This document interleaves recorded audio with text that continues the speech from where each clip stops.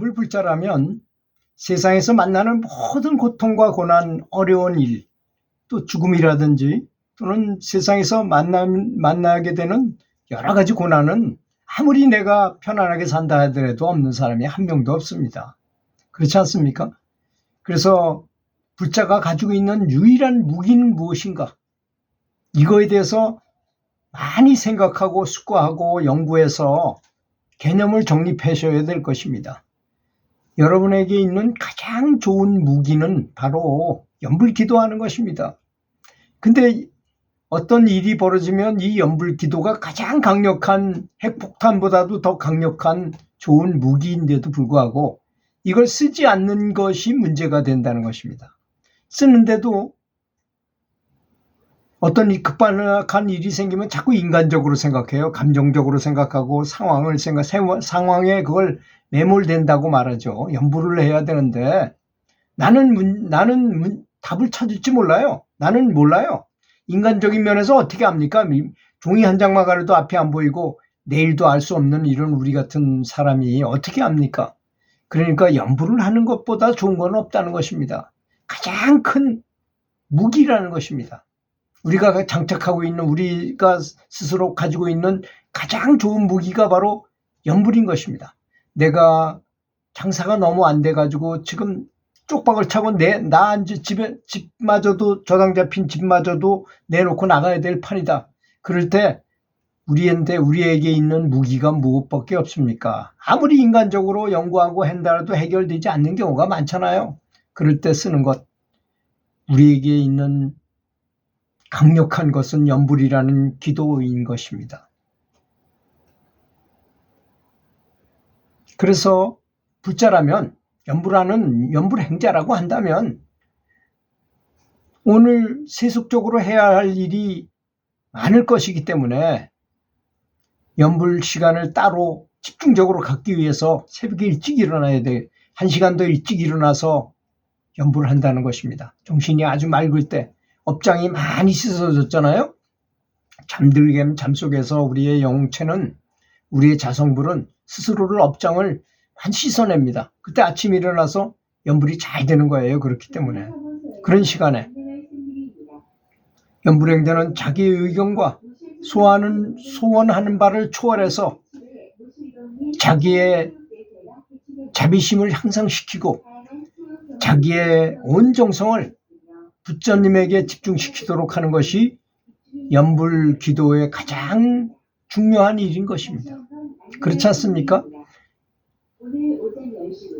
이렇게 우리가 알고 있는 내 의견이나 소원하는 바를 그걸 초월해서 있는 거잖아요. 항상 내가 원하는 대로 뭘 원하고 막 이렇게 한다면 기독교에서 말로 중언부언하는 기도와 같은 거잖아요. 그런 게 아니잖아요. 우리가 하는 기도는 계속 부처님의 명호를 외우는 거잖아요. 부처님께서 알아서 저보다 지혜가 100배는 더 밝으신 부처님께서 보시고 길을 인도해 주시고 저에게 지혜를 주십시오라고 하는 것이 기도인 것입니다.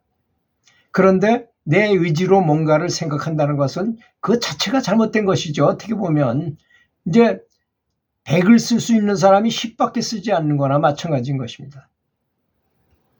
자기의 온 정성을 부처님께 집중시키도록 하며 부처님을 찬탄하고 부처님을 예경하는 것보다 이것이 가장 좋은 연불기도의 자세인 것입니다.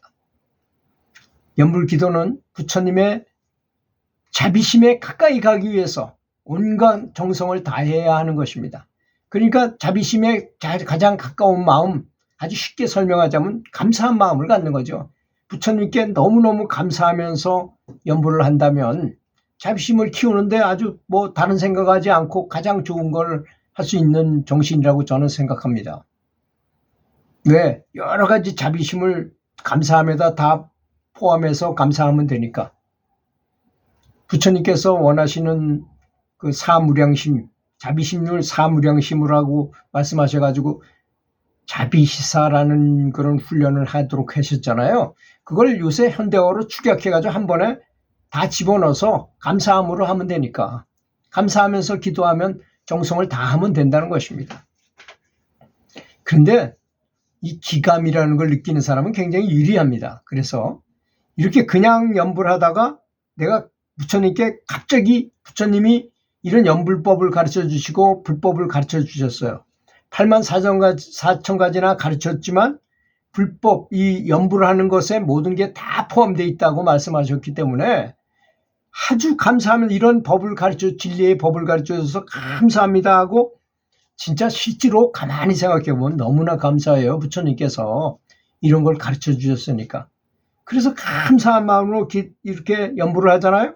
그럼 에너지가 요만했던 게 갑자기 이렇게 커져요. 강력해집니다. 아주. 너무너무 강력해져요. 만약에 오라가 내가 요만하게 이런 오라가 있었다면 이렇게 감사한 마음을 갑자기 먹으면 이렇게 커져요. 오라가. 이게 나중에 너무나 커지면 강력해지면 방광으로 저 멀리서도 보이게 되는 것입니다. 방광은 멀리 있는 것이 아니라 우리의 마음의 상태인 것입니다. 얼마나 감사하는가, 우리가 자비심이 얼마나 강한가, 이것을 말하는 것이죠. 왜 그러냐면 사람의 본성은 원래 사랑의 강, 거대한 사랑의 강, 자비심 이런 거거든요. 그래서 임사체험하는 분들의 말을 들어보면 영체가 죽어서 일단 임사체험도 일단은 죽은 거거든요. 영체가 바깥에 나가보니까 그렇게 편안하고 행복하더라는 거예요. 몸 밖으로 빠져나가서 보니까. 우리의 본성에 가까이 나갔기 때문에 그런 것입니다. 근데 사람들은 죽는 걸 그렇게 겁을 내요. 모르니까. 죽는 것이 어떤 것인지 모르니까 그런 것입니다. 그렇지 않습니까? 그래서 자비심을 강하게 가지면 마치 부처님처럼 오라가 높아지고 후광이 생기면서 그렇게 방광을 할 수 있는 힘도 생기고 실제적인 어떤 에너지, 진동도 일어나고 그렇습니다. 몸에서.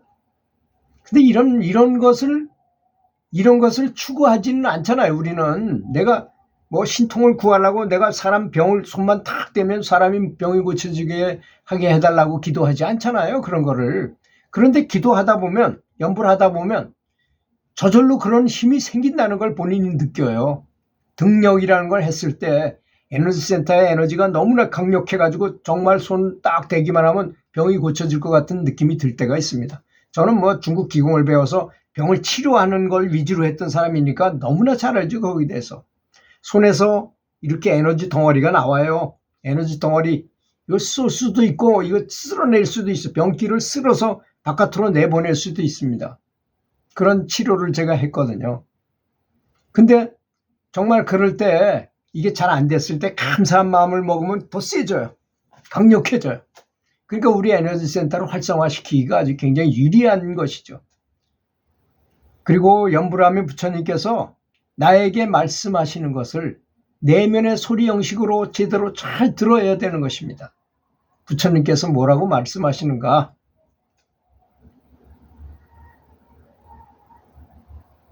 사실 우리가 할 말이 뭐가 있습니까? 에너지 수준이 낮고 지혜가 없는데 부처님이 하시는 말씀을 잘 듣는 것이 너무나 필요하잖아요. 우리에게는. 그렇지 않습니까? 우리는 IQ가 100이라면 부처님 정도 되면 한 10,000 정도 되는데 10,000 정도 되는 IQ를 가지고 지혜의 말씀을 해주시면 우리가 굉장히 높은 의식 상태로 올라가며 행복감을 느낄 수 있다는 것이 바로 불법이라는 것입니다. 그래서 다른 거 할 거 없이 부처님 명호만 외우면 된다. 부처님이 나한테 가르쳐 주실 거니까 이런 것이 바로 연불의 개념인 것입니다. 기도는 끊임없이 쏟아져 나오는 끊임없는 부처님의 자비심에 대한 감흥인 것입니다. 자비심을 감흥받는 거죠. 그대로 연불행자는 부처님의 세계로 인도해달라고 기도해서 하나 되게 하는 걸, 하나 되도록 함을 받는 것, 이것이 바로 연불의 정확한 개념이라고 볼 수 있습니다. 그러니까 정말 진실, 정성을 다해서 연불을 해야 된다는 것입니다.